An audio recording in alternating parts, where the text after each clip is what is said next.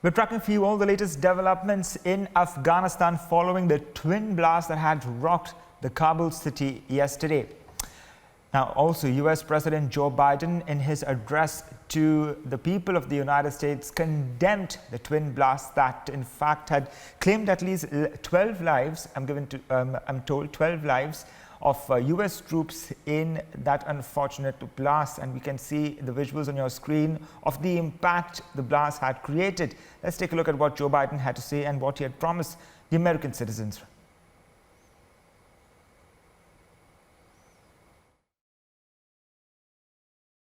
A tough day. This evening in Kabul, as you all know, terrorists attacked that we've been talking about and worried about, that the intelligence community has assessed, has undertaken an attack by a group known as ISIS-K. Took the lives of American service members standing guard at the airport and wounded several others seriously. He had also wounded a number of civilians, and civilians were killed as well. I've been engaged all day in constant contact with the military commanders here in Washington and the Pentagon, as well as in Afghanistan and Doha. And my commanders here in Washington in the field have been on this with great detail, and you've had a chance to speak to some so far. The situation on the ground is still evolving, and I'm constantly being updated. These American service members who gave their lives, it's an overused word, but it's totally appropriate here, were heroes. Heroes who've been engaged in a dangerous, selfless mission to save the lives of others.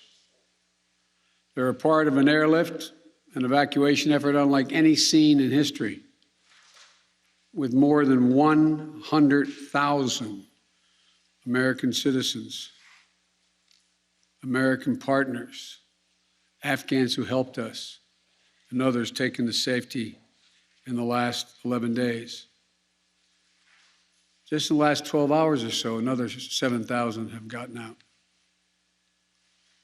They're a part of the bravest, most capable, the most selfless military on the face of the earth. And they're part of simply what I call the backbone of America. They're the spine of America, the best the country has to offer. Jill and I, our hearts ache, like I'm sure all of you do as well, for all those Afghan families who lost loved ones, including small children, or been wounded in this vicious attack. And we're outraged as well as heartbroken. Being the father of an Army major who served for a year in Iraq, and before that was in Kosovo as a U.S. attorney for the better part of 6 months in the middle of a war. When he came home after a year in Iraq, was diagnosed, like many, many coming home, with an aggressive and lethal cancer of the brain, who we lost. We have some sense, like many of you do, what the families of these brave heroes are feeling today. You get this feeling like you're being sucked into a black hole in the middle of your chest. There's no way out. My heart aches for you. But I know this. We have a continuing obligation, a sacred obligation to all of you, the families of those heroes. That obligation is not temporary, it lasts forever. The lives we lost today were lives given in the service of liberty, the service of security, and the service of others, in the service of America. Like their fellow brothers and sisters in arms who died defending our vision and our values, in the struggle against terrorism. Of the fallen this day, they're part of a great and noble company of American heroes. To those who carried out this attack, as well as anyone who wishes America harm, know this: we will not forgive. We will not forget. We will hunt you down and make you pay. I will defend our interests and our people with every measure at my command. Over the past few weeks, I know many of you are probably tired of hearing me say it. We've been made aware by our intelligence community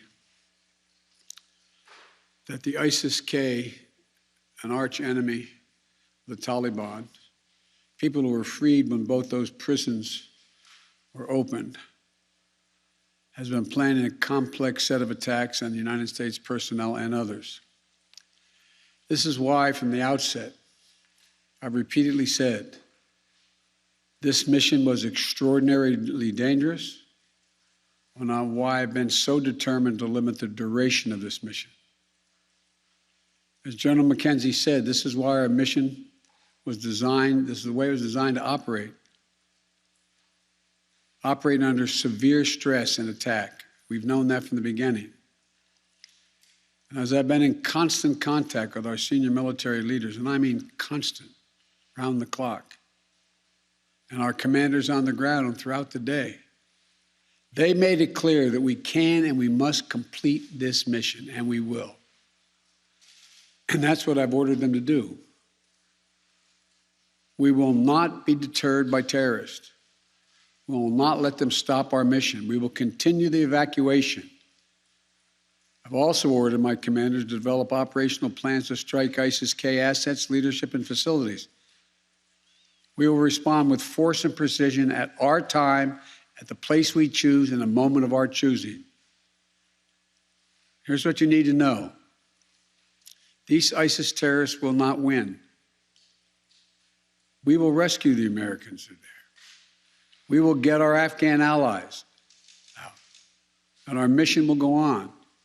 America will not be intimidated, and I have the utmost confidence in our brave service members who continue to execute this mission with courage and honor to save lives and get Americans, our partners, our Afghan allies out of Afghanistan.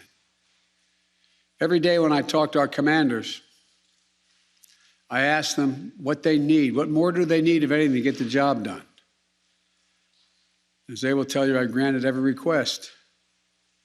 I reiterated to them today on 3 occasions that they should take the maximum steps necessary to protect our forces on the ground in Kabul. And I also want to thank the Secretary of Defense and the military leadership of the Pentagon and all the commanders in the field. There has been complete unanimity from every commander on the objectives of this mission and the best way to achieve those objectives.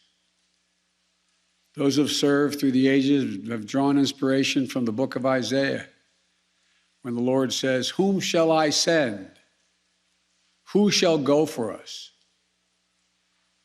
The American military has been answering for a long time. "Here I am, Lord, send me. Here I am, send me." Each one of these women and men of our armed forces are the heirs of that tradition of sacrifice, of volunteering to go in harm's way, to risk everything, not for glory, not for profit, but to defend what we love and the people we love. And I ask that you join me now in a moment of silence for all those in uniform and out of uniform, military and civilian, who have given the last full measure of devotion.